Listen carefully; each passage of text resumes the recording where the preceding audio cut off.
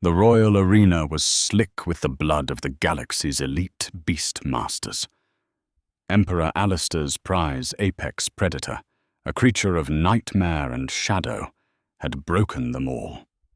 Then a lowly human janitor stepped into the cage, dropped his mop, and asked the terrifying monster, "Who's a good boy?"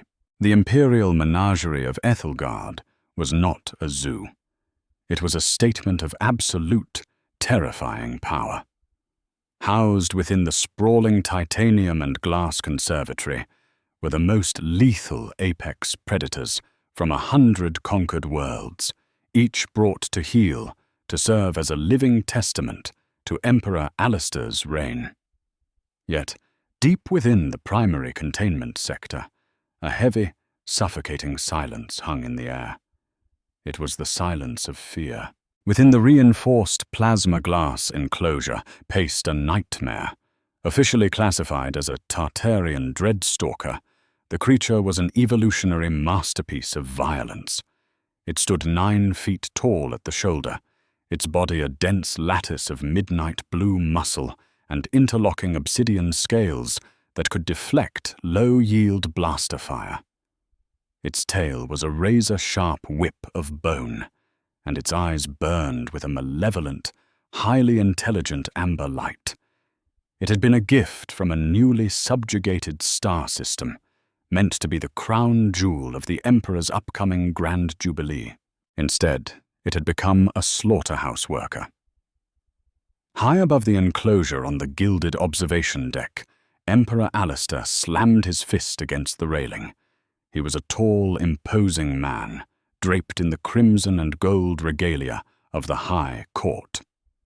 "Explain to me, Dr. Pendleton," the Emperor hissed, his voice cold enough to freeze nitrogen, "why the finest beast tamers in the galaxy are currently being dragged out of that arena in small, absorbent bags." Dr. Arthur Pendleton, the chief xenobiologist, swallowed hard, sweating profusely into his pristine white collar. "Your Majesty, the creature's central nervous system is entirely resistant to our subjugation protocols. The neural whips only seem to enrage it. It does not understand dominance through pain. It only understands war." "I do not care what it understands," Alistair snapped. "The Jubilee is in 3 weeks. General Conrad Reed assures me the military can simply execute the beast, but I will not have my court whisper that their emperor was defeated by an animal. Find a handler who can break it, or I will put you in the cage next." Unnoticed by the furious royals, a man in faded grey coveralls was quietly pushing a hydro mop across the polished marble floor of the observation deck. His name was Jack Mitchell. Born in Houston, Texas, and a former staff sergeant in the Earth Coalition forces, Jack was part of the influx of cheap human labor that had flooded the capital after Earth was formally annexed into the Empire. Humans were considered fragile, unremarkable creatures by the wider galaxy. They lacked dermal armor, telepathic nodes, or redundant organs. What they were good for, the Empire had decided, was cleaning up messes. Jack kept his head down, moving the mop in slow, rhythmic arcs, but his eyes were locked on the beast in the enclosure below. He had spent 10 years as a military canine handler back on Earth, doing tours through some of the worst combat zones humanity had ever created. He knew dogs. He knew predators. And as he watched the dread stalker pace, he didn't see a mindless monster of war. He saw a creature that was terrified, isolated, and overwhelmed by the sensory bombardment of a high-tech prison. Its ears were pinned flat against its skull. Its breathing was shallow and rapid. It wasn't pacing to intimidate. It was pacing because it was having a localized panic attack. Down in the arena, the heavy blast doors cycled open. The court's highest-ranking handler, a massive cybernetically enhanced veteran named Gideon Cross, strode into the sand. He held a crackling electro-lance in one hand and a high-frequency neural whip in the other. Jack stopped mopping. He gripped the handle of his tool, his knuckles turning white. Don't do it, Jack thought. You corner an animal like that, you're dead. Gideon Cross cracked the neural whip. The sound was like a thunderclap, accompanied by a blinding flash of blue energy. The Dreadstalker flinched, a low, rumbling growl vibrating the very foundations of the arena. "Submit!" Gideon roared, stepping forward and thrusting the electro-lance. The beast didn't submit. It exploded. In a blur of midnight blue scales, the creature bypassed the lance, took the shock of the whip without breaking stride, and slammed into Gideon. The heavy cybernetic handler was thrown 30 feet through the air, crashing into the arena wall with a sickening crunch. The beast stalked toward him, jaws unhinging to reveal rows of serrated teeth, preparing to deliver the killing blow. Panic erupted on the observation deck. Emperor Alistair shouted for the guards to open fire, but the plasma glass was too thick, and the automated turrets were locked in a diagnostic cycle. Gideon was going to die. Jack Mitchell didn't think. Instinct, forged in the deserts of Earth and honed by years of working with volatile animals, took over. He dropped his mop, sprinted to the emergency maintenance hatch at the edge of the deck, and slammed his override keycard into the slot. The hatch hissed open, revealing a service ladder that dropped directly into the arena. "Hey, you trash collector!" Dr. Pendleton screamed as Jack slid down the ladder, his boots hitting the blood-stained sand with a soft thud. Jack ignored him. He was in the cage. The heavy blast doors sealed shut above him. It was just him, a bleeding handler, and a 9-foot-tall apex predator that had just murdered 4 men. The arena suddenly felt entirely too small. The Dreadstalker snapped its massive head toward the new intrusion. Its amber eyes locked onto Jack, and a deep, guttural hiss filled the air, smelling of ozone and raw meat. Up on the observation deck, Emperor Alistair stood frozen in disbelief. "What is that human doing? Is he insane?" "He's committing suicide, Your Majesty," General Conrad Reed muttered, a cruel smirk playing on his lips. Jack took a slow, deep breath, forcing his heart rate to slow down. Animals, especially highly evolved predators, could smell adrenaline. They could sense the microscopic shifts in your cortisol levels. If you acted like prey, you died like prey. Jack didn't draw a weapon. He didn't have one anyway. Instead, he did the exact opposite of what every elite handler before him had done. He broke eye contact, turning his body sideways to present a narrower, non-confrontational profile.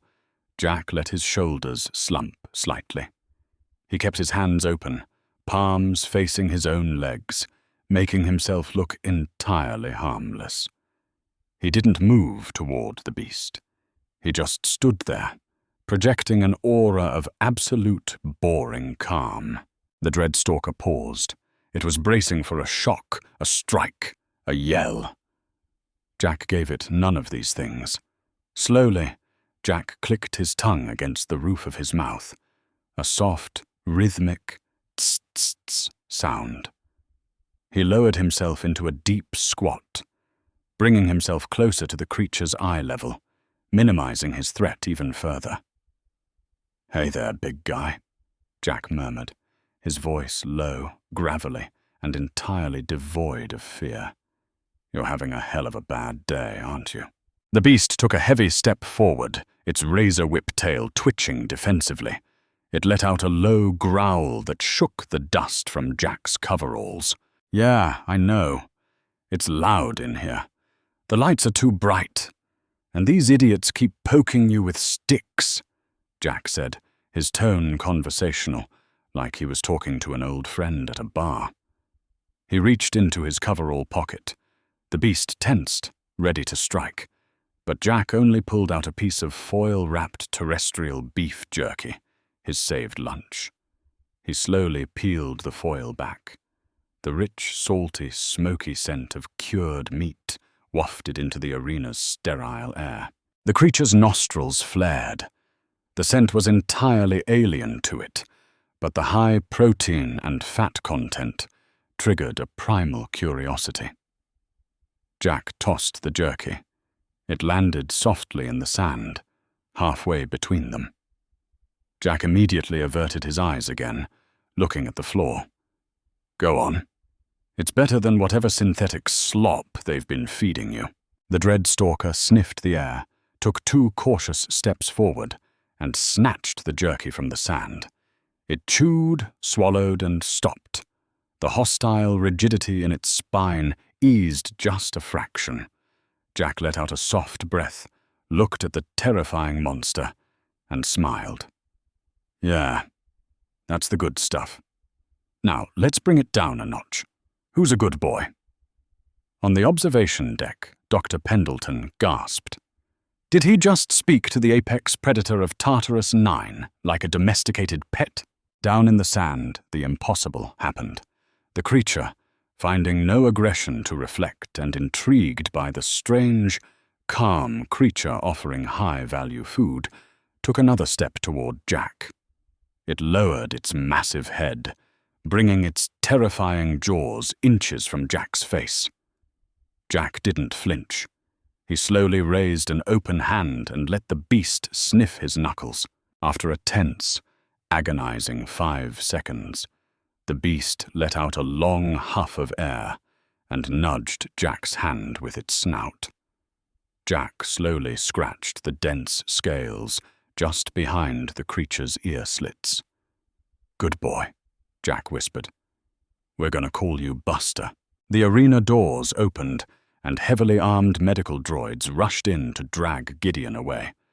The beast tensed to attack them, but Jack stepped in front of its line of sight, placing a firm, steadying hand on its chest. Leave it. We're cool." Astonishingly, the beast sat back on its haunches, watching Jack intently. Within an hour, Jack Mitchell was no longer a sanitation engineer.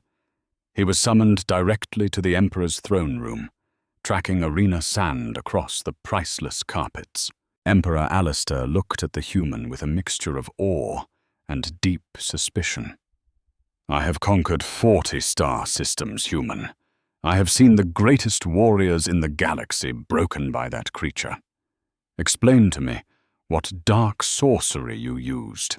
"No sorcery, Your Majesty," Jack said politely, keeping his hands clasped behind his back. "Just basic K9 handling. Your men were trying to dominate an animal that was bred to fight to the death. You can't outmuscle a tank. You have to build a partnership. You have to show it that listening to you is more rewarding than eating you." The Emperor leaned forward. "Can you train it for the Grand Jubilee?"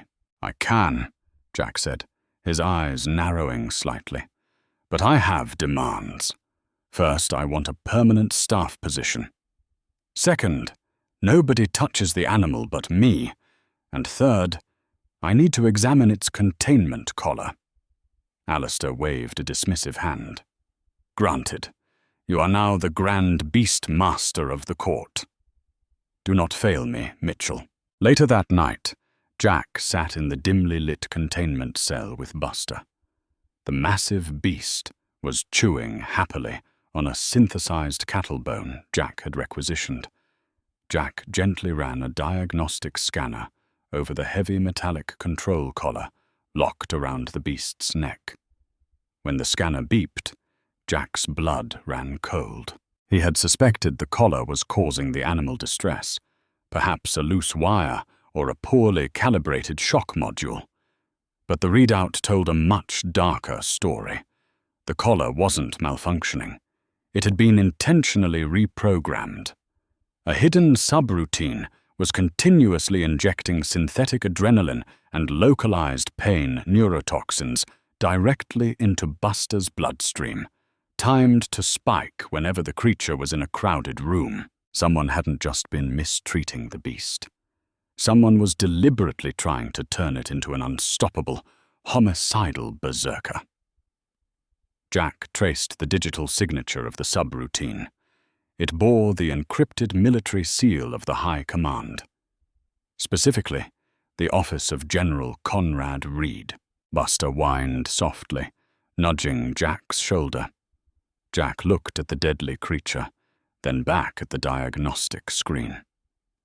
The Grand Jubilee was a massive public parade where the Emperor would be riding on an open-air grav barge, right next to Buster. "Well, Buster," Jack whispered, gently unlatching the hidden locking mechanism and letting the torturous collar fall to the floor. The beast instantly relaxed, letting out a deep sigh of relief and resting its massive head in Jack's lap. "Looks like we aren't just training for a parade. We're stopping an assassination." For the next 2 weeks, Jack Mitchell did not leave the primary containment sector. He ate his meals in the observation booth and slept on a cot positioned just outside the heavy plasma glass doors. To the rest of the Ethelgard Imperial Court, the human was a dead man walking, a fool playing with a ticking time bomb. But inside the enclosure, a profound and entirely alien transformation was taking place. The Tartarian Dread Stalker, a creature that had systematically dismantled a squad of elite guards, was currently lying on its back, all 4 of its massive, scaly limbs splayed in the air, while Jack vigorously rubbed its armored belly. Buster let out a sound that was somewhere between a rumbling purr and an idling starship engine, his razor-whip tail thumping happily against the sand. Jack had entirely discarded the Empire's subjugation manuals. Instead, he relied on the historical teachings of Old Earth.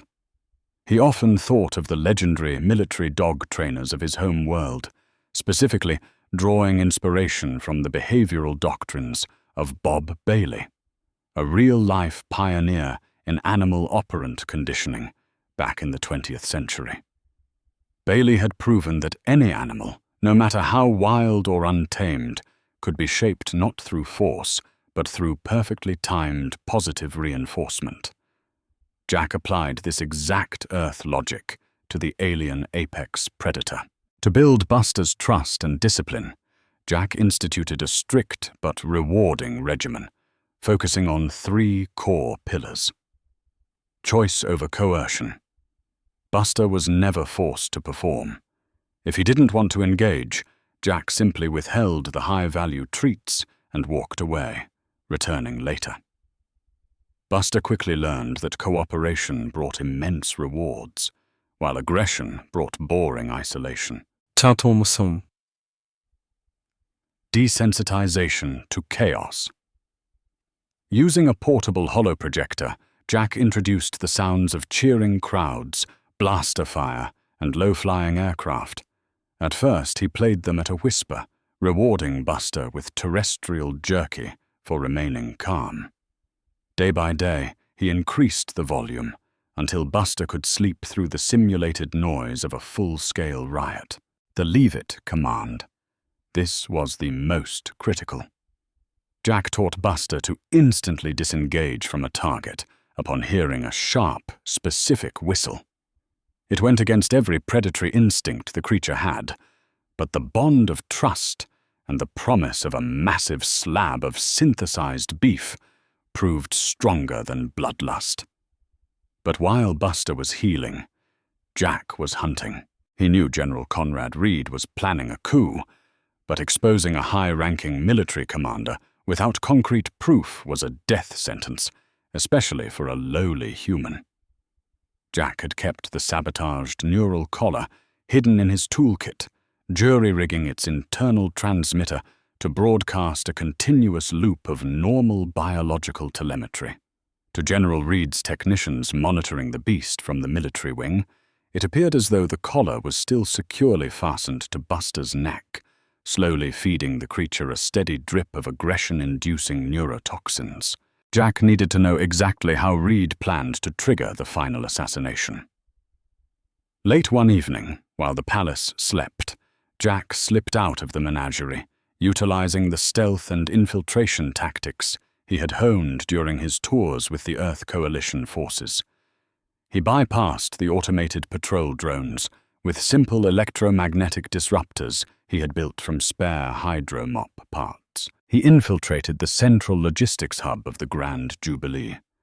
Hacking into the parade route manifest, Jack found what he was looking for. There was an unauthorized modification requisitioned by General Reed's personal security detachment. Along the Boulevard of Triumphs, precisely at the choke point, where the Emperor's open-air grav barge would slow down for the civilian salute, 4 high-frequency sonic emitters had been installed, disguised as festive banners. Jack downloaded the blueprints and the frequency codes to his datapad. The trap was beautifully sinister. The sonic emitters were tuned to a frequency completely inaudible to humanoid species, but to a Tartarian dreadstalker, it would sound like a shrieking siren, specifically designed to bypass the creature's pain threshold and trigger a blind, homicidal rage. Combined with the chemical cocktail the collar was supposed to be pumping into the beast, it was a guaranteed recipe for slaughter. General Reed's plan was brilliantly simple. Trigger the beast. Watch it tear Emperor Alistair to shreds in front of the entire capital. Execute the beast and its human handler as a display of military strength, and declare martial law to seize the throne. Jack returned to the enclosure just as dawn was breaking over the titanium spires of Ethelgard. Buster was waiting for him, his massive amber eyes tracking Jack through the glass. Jack cycled the airlock and stepped inside, exhausted but resolute. "Well, buddy," Jack said, kneeling down as the giant predator nudged his chest. "The bad news is, the General is going to try to blow your eardrums out tomorrow. The good news is, we are going to show the entire galaxy exactly what a good boy you are." Jack pulled out his tools. He had less than 24 hours to fabricate a pair of dampening ear shields for a 9-foot alien monster, and he had to disguise them as ceremonial armor. It was going to be a long night. The day of the Grand Jubilee arrived, washing the capital city of Ethelgard in blinding light and overwhelming sound. Millions of citizens lined the Boulevard of Triumphs, an expansive avenue paved with imported quartz that sparkled beneath the midday sun. Overhead, an armada of ceremonial fighter craft streaked across the atmosphere, painting the sky with thick plumes of crimson and gold exhaust. The noise was deafening, a chaotic, unyielding symphony of roaring crowds, booming brass instruments from the imperial bands, and the deep, chest-rattling hum of heavy anti-gravity engines. At the vanguard of the procession floated Emperor Alistair's royal grav barge. It was a sprawling, opulent platform, adorned with rare jewels and guarded by the elite royal vanguard. Yet, despite the Emperor's majestic presence, every eye in the sprawling crowd was fixed upon the ground, locked onto the figures walking steadily beside the royal barge. Jack Mitchell strode over the polished quartz with a measured, calm gait. He was dressed in the formal, deep blue uniform of the Grand Beastmaster, adorned with subtle gold braiding. Walking flawlessly at a heel beside him was Buster. The Tartarian dread-stalker was a vision of terrifying beauty. Buster wore a magnificent harness of polished silver and thick, crimson synth leather, including a stylized, heavily armored helm that seamlessly covered his ear slits. As the nightmare creature passed, sections of the crowd gasped and shrank back behind the barricades. Yet Buster did not lunge. He walked with fluid grace, his amber eyes fixed entirely on the human beside him. Every time Buster remained calm, amidst a particularly loud burst of cheering, Jack discreetly slipped him a small piece of cured jerky from his pocket, seamlessly reinforcing the behavior. High above the avenue, in the reinforced VIP viewing gallery, General Conrad Reed watched the procession with a cold sneer of anticipation. He held a small, encrypted remote detonator concealed in his gloved hand. Checking his wrist chronometer, Reed's pulse quickened. The Emperor's barge was steadily approaching the designated choke point, a narrow section of the boulevard, flanked by towering obsidian statues of ancient kings. "Time to end this farce," Reed whispered to himself, his thumb sliding over the activation trigger. Down on the street, Jack felt the subtle shift in the atmosphere. He recognized the looming statues from the hacked manifest. This was the ambush point. Jack tightened his grip on Buster's synth leather leash, giving it a reassuring, rhythmic double tap. "Steady, Buster. Focus on me." General Reed pressed the button. Hidden behind massive, festive banners, strung between the statues, 4 high-frequency sonic emitters shrieked to life.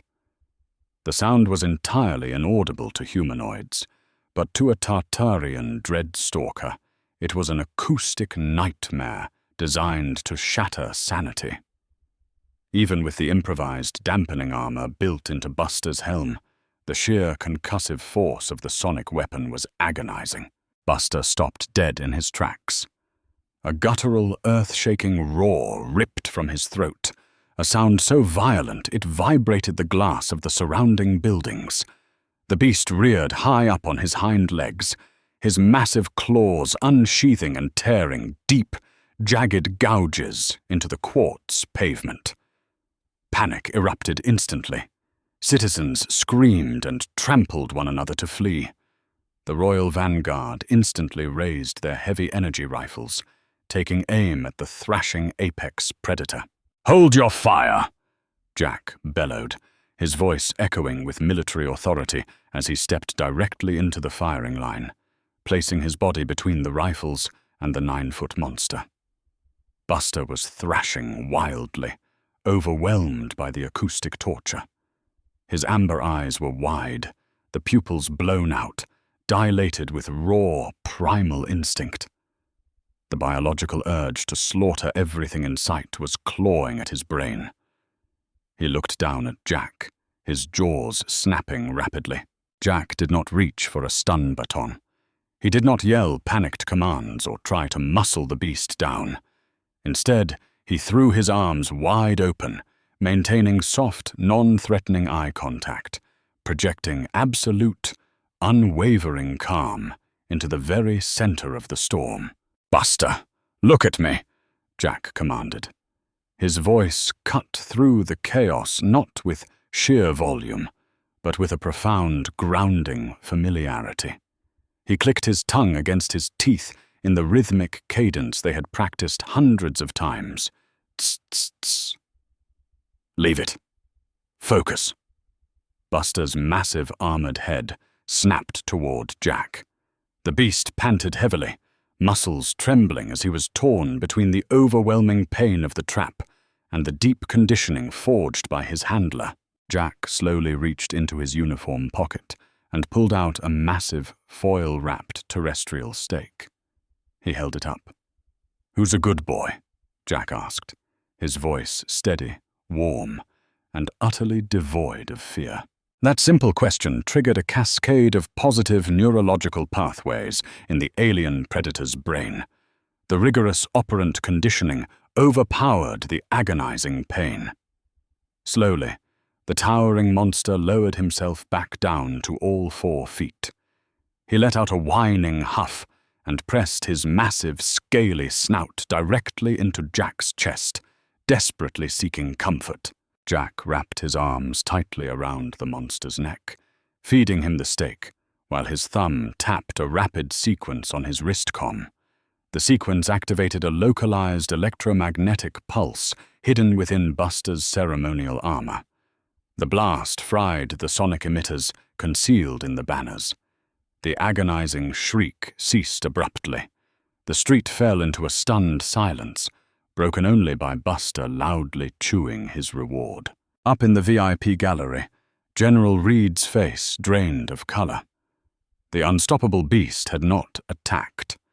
Panic overtaking his tactical reason, Reed drew his sidearm and aimed it directly at the Emperor's grav barge below. "Treason! The beast is attacking! Kill the Emperor!" Reed screamed, frantically signaling his embedded loyalist guards. Two of Reed's sleeper agents leveled heavy plasma rifles squarely at Emperor Alistair's unprotected back, but Jack Mitchell had already seen the shift in their posture. He let out two sharp, piercing whistles and pointed at the armed assassins. "Buster, take!" The Tartarian Dreadstalker moved faster than humanoid eyes could track. A blur of midnight scales launched into the air.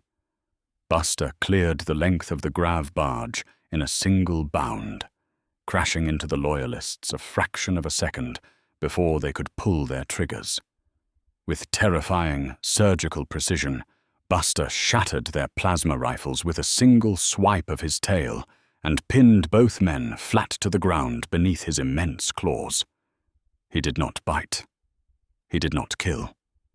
He simply held them there, entirely immobilized, letting out a low, warning roar that shook the city. General Reed tried to flee the gallery, but loyal vanguard troops, finally grasping the reality of the coup, tackled the rogue commander to the ground, securing him tightly in glowing energy restraints.